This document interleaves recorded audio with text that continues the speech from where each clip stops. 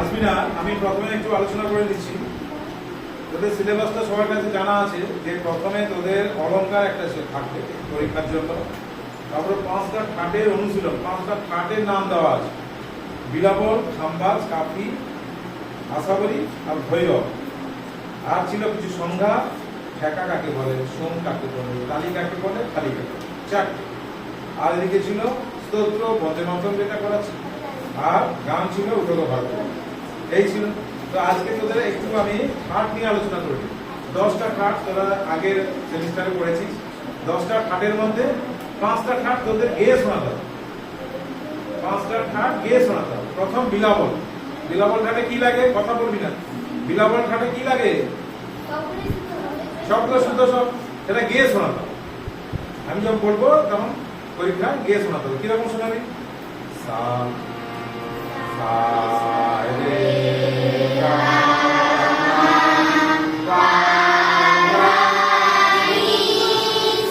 না, সা দিয়ে হবে না। কেন? ঠাট তো গাওয়া হয় না, ঠাট হচ্ছে দেখানোর একটা স্টাইল বা একটা সিস্টেম। তাহলে সেইটা দেখানোর জন্য, এটা গাওয়ার জন্য না, জানার জন্য। তবে আমি যখন বলবো তার আরোহণ অবরোহণটা করবো। বিলাবল ঠাটটা হয় না কিন্তু আরোহণ অবরোহণ, অর্থাৎ যাওয়া আসা হয় না। একবারই সা থেকে নিয়তি হয়, লিখতে হয় বা বলতে হয়, সারেগামা পাতা নি, এরপরে আর হয় না। কিন্তু আমি পরীক্ষা যখন জিজ্ঞাসা করবো তবে আরোহণ অবরোহণটা গাই। তাহলে একবার গিয়ে নে, বিলাবল ঠাটটা কেমন হচ্ছে? সা রে গা মা পা নি সা রে গা মা গা রে সা। বেশ, এবার যখন এটা খাম্বাজ গাইব, খাম্বাজ ঠাট হলে কি হবে? জাস্ট একটা নোট চেঞ্জ করবে। কি হবে তে বলতে পারবি? নিটা কোমল হয়ে যাবে। সা রে গা মা পা নি না, নিটা জোরে হবে না, হালকা হবে। নি কোমল মানে আরাম, মানে নরম করে বলতে হবে। নি সা সা কোমল নি ধা পা মা গা রে। আরেকবার সা রে গা মা পা নি সা সা রে গা মা মা গা রে সা। বেশ, এটা হয়ে গেল খাম্বাজ। এবার যদি বলি কাফি, কি হবে? গা নি, তুই দেখে দেখে বলছিস, এগুলো মুখস্থ করবি। গা আর নি কোমল হয়ে যাবে, ঠিক আছে? তখন চেঞ্জ হয়ে যাচ্ছে, গাটা কোমল, আস্তে করে বলতে হবে, জোরে হবে না চিৎকার।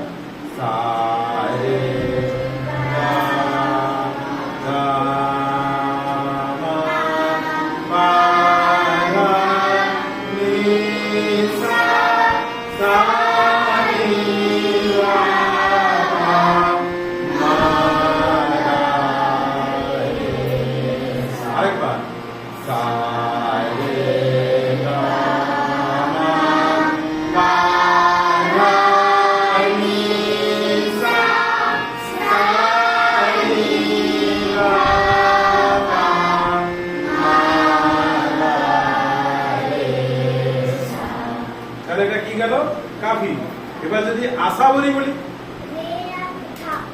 না, গা ধা নি, গানি ছিল, জাস্ট একটা ধা যোগ হয়ে যাবে, ধাটাকে কমন করে দিই। গানি কাফির সঙ্গে একটা ধা কমন করে দিলে নাম চেঞ্জ হয়ে গেল কি? আশাবরী। ওকে, তাহলে আশাবরী কেমন হচ্ছে? সা রে গা মা পা নি সা সা রে গা মা গা রে সা। আরেকবার সা রে গা মা পা নি সা সা রে গা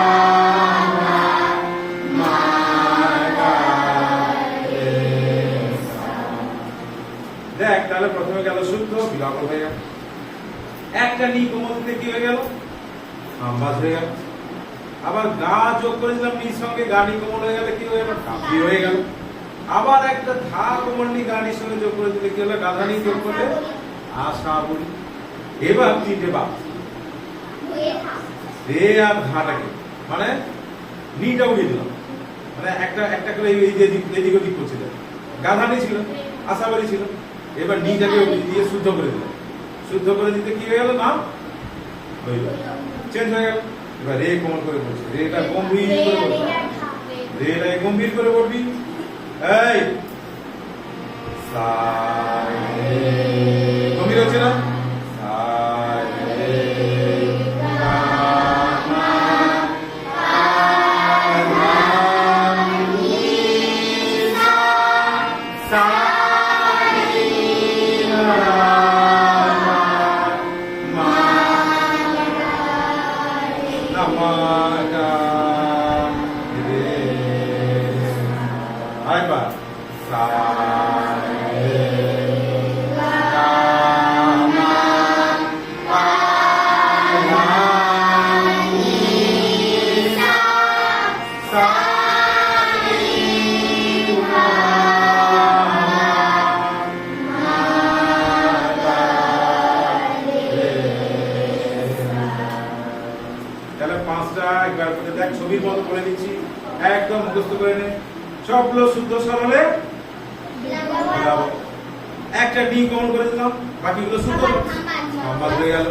এবার নির সঙ্গে গাকে কমন করে দিলাম, কাফি হয়ে গেল। এবার তার সঙ্গে ধাকে যোগ করে দিলাম, আশাবাড়ি হয়ে গেল। এবার একটা নিটাকে ডিলিট করে দিয়ে এবার রেটাকে মানে গা গায়ে কিন্তু কোমলটা ছিল, গাটা শুদ্ধ হয়ে গেল, গাটাও শুদ্ধ হয়ে গেছে, মানে গানি গল্পটা কিন্তু আর নেই, তাই তো? আশাবাড়ির গানি যে কোমল ছিল, গাধানি কোমল ছিল তো, সেখান থেকে গানিকে সরিয়ে কি করলাম? গা শুদ্ধ হয়ে গেছে, নিও শুদ্ধ হয়ে গেছে, তার সঙ্গে একটা নি কোমল ধা কোমল থাকলো, আর রে কোমল, রেধা মনে থাকবে। এইভাবে কিন্তু আমি জিজ্ঞাসা করবো। ধর একটা মজার প্রশ্ন, যাওয়ার সময় বিলাবল, আসার সময় কাফি, কি করবি? যাওয়ার সময় বিলাবল মানে সব শুদ্ধ লাগাবি। সা রে গা মা পা মা নি সা। এবার বলছে আসার সময় কাফি করবি, তাহলে কি হবে? গানি কোন করে দিবি? সা কোন নি গা মা মা পা রে।